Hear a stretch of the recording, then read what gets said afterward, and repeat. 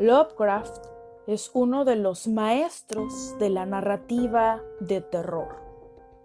Ha inspirado a infinidad de escritores, lectores y artistas en todo el mundo. Hoy te leeré Los gatos de Ulthar.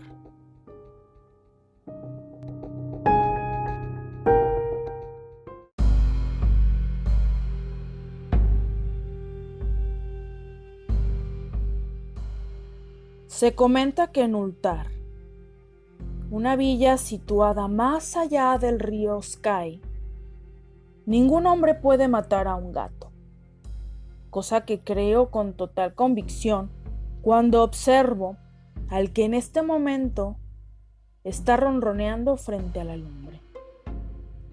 Pues los gatos son muy enigmáticos y se hallan cerca de extrañas cosas que el hombre es incapaz de ver.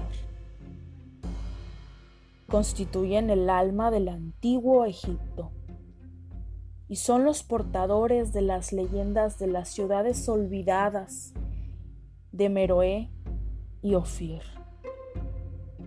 Es el descendiente de los señores de la selva y el heredero de los misterios de la antigua y siniestra África.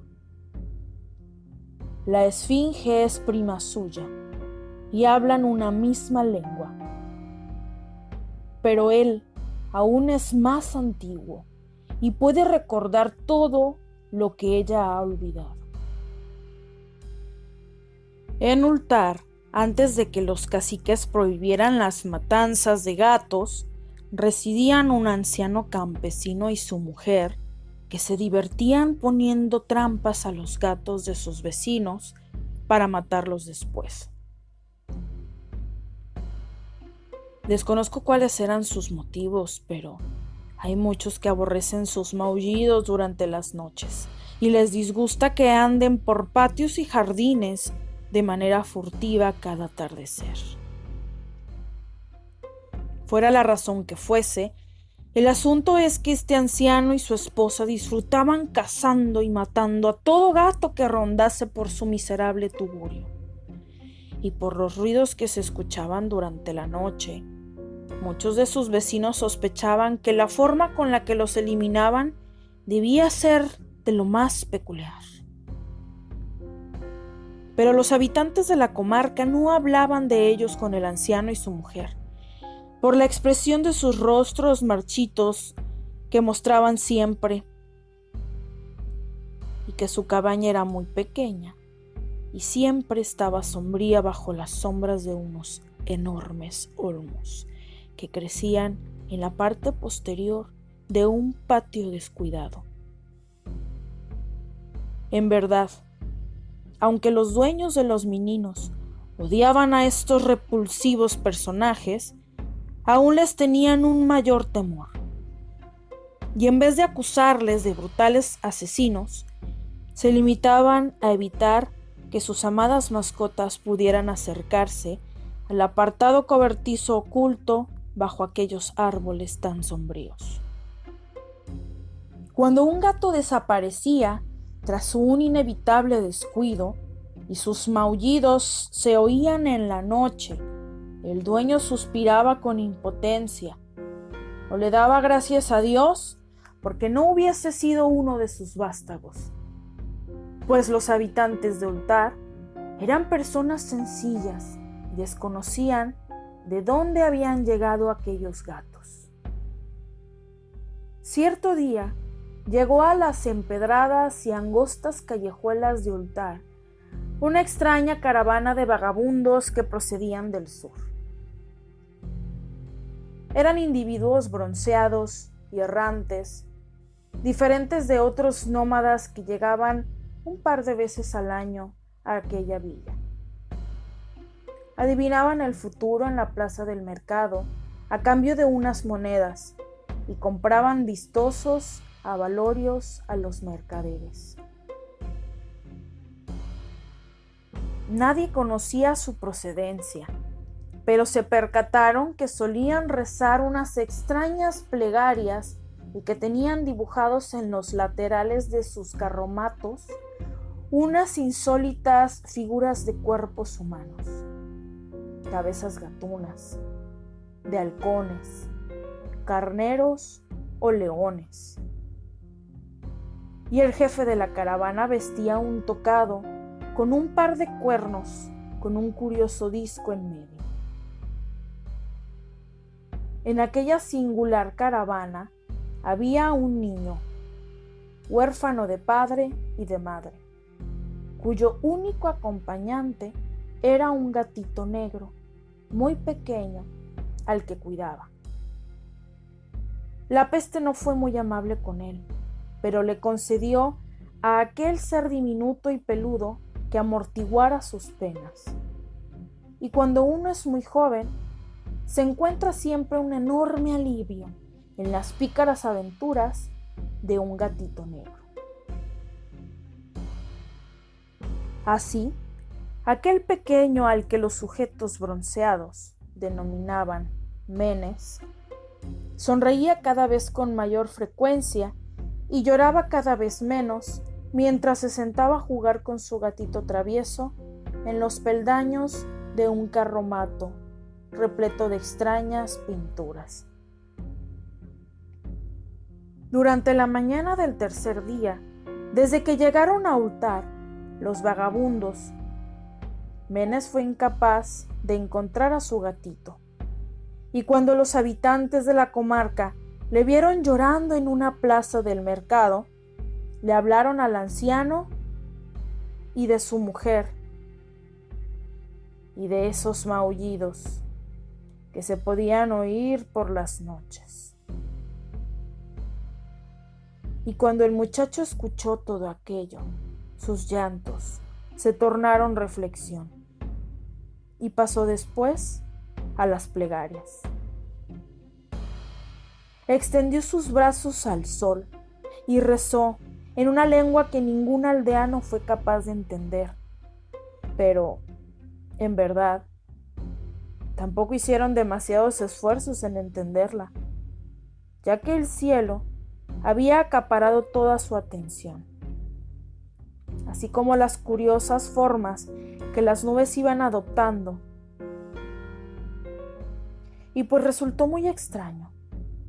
Pero en cuanto el niño acabó sus plegarias, unas figuras nebulosas y oscuras de unos exóticos seres parecieron perfilarse en lo alto, unas híbridas criaturas coronadas con cuernos y un disco intermedio. La naturaleza se encuentra llena de ilusiones parecidas que tanto fascinan a los seres imaginativos. Aquella misma noche, los vagabundos abandonaron Ultar y no se les volvió a ver jamás. Y los habitantes se sintieron muy consternados al descubrir que ya no quedaba ni un solo gato en toda la región. El gato familiar había desaparecido de todos los hogares. Gatos grandes y pequeños, negros, grises, con rayas, blancos o amarillos.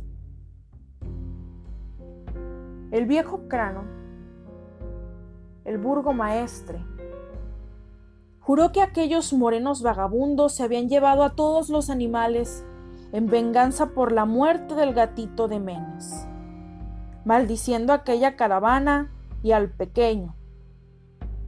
Pero el notario Nid declaró que el viejo campesino y su esposa eran los auténticos sospechosos, pues todos conocían bien su odio a los gatos que aumentaba cada día, pero nadie se atrevió a excusar a la extraña pareja, pese a que el pequeño Atal, el hijo del repostero, aseguró haber visto a todos los gatos de la aldea en aquel maldito patio bajo la arboleda, marchando en círculos, lenta y ceremoniosamente, en filas de a dos, alrededor del tugurio, como llevando a cabo un extraño ritual propio de los gatos. Los campesinos no sabían si creer a un niño tan pequeño, y aunque tenían miedo a que la siniestra pareja hubiese hechizado a todos los gatos para provocar su muerte, prefirieron no tener que hacer frente al anciano campesino hasta que saliese de su repulsivo y sombrío habitáculo. Y así, el pueblo de Ultar se durmió embargado por una impotente rabia, pero cuando todos se levantaban al alba, cada gato ya había regresado a su casa respectiva. Los grandes y los pequeños, los negros y los grises, los rayados, los amarillos y los blancos. No faltaba ni uno solo.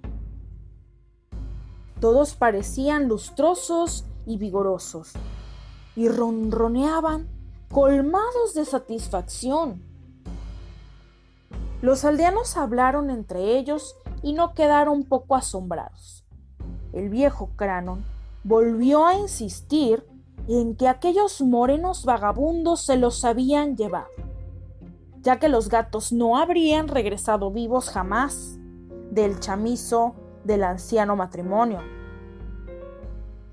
Pero todos coincidieron en algo: que la negativa de sus mascotas a comer sus raciones o a beber su platito de leche resultaban extraordinariamente peculiares. Y durante un par de días enteros, los orondos y perezosos gatos de Ultar no probaron ningún alimento y se conformaron con arrullarse al amor de la lumbre o bajo el sol. Pasó toda una semana hasta que los lugareños se percataron de que ninguna luz se encendía al anochecer en las ventanas de la casucha oculta entre los árboles. Después, el consumido Nit comentó que nadie había logrado ver a la marchita pareja desde la noche en la que todos los meninos desaparecieron. A la siguiente semana, el burgomaestre tomó la decisión de superar sus miedos y así visitar, como era su deber, aquella extrañamente silenciosa choza.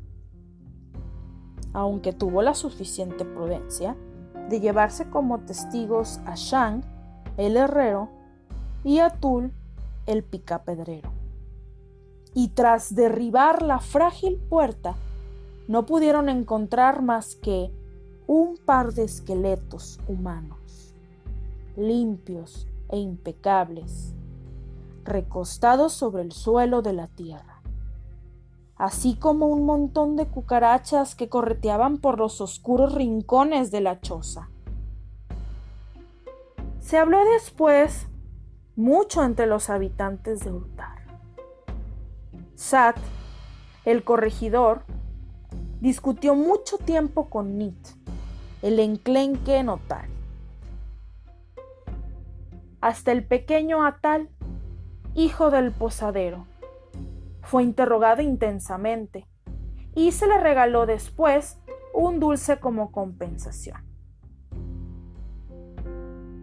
Hablaron sobre el anciano campesino y su esposa, de la caravana de bronceados vagabundos, del pequeño Menes y de su negro gatito, de las oraciones de Menes y del aspecto del cielo mientras las recitaba, de las acciones de los gatos de la noche de la marcha de los carromatos y de lo que más tarde encontraron en aquella choza bajo los árboles sombríos del patio repulsivo.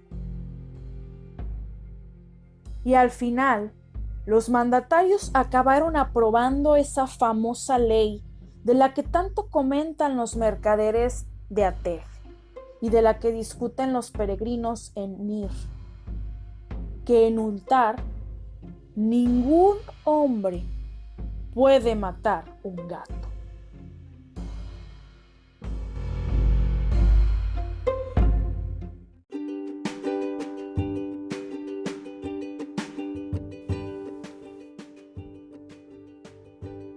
Si te gustó esta historia, te invito a escuchar los demás cuentos que tengo para ti y ponerlo en tus favoritos. No olvides darle like, comparte historias, comparte momentos.